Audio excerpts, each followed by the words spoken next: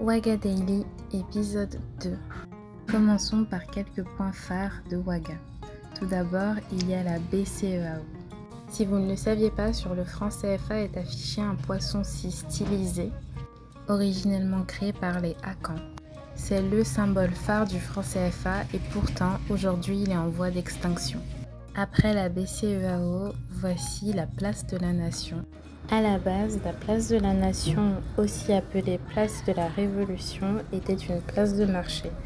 Elle est située en plein cœur de Waga. Et là, vous avez le camp Guillaume Ouédraogo. À la base, ce camp a été créé par les forces coloniales françaises pour espionner le palais du Moronaba ou le roi de Waga.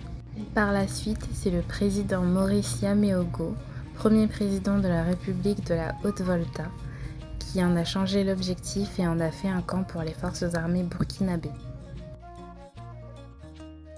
À présent, passons au symbole incontournable du cinéma africain. Créé par l'architecte Ali Fao et l'urbaniste Ignace Sawadoko, ce monument célèbre et honore le travail des hommes et des femmes qui ont marqué le cinéma africain.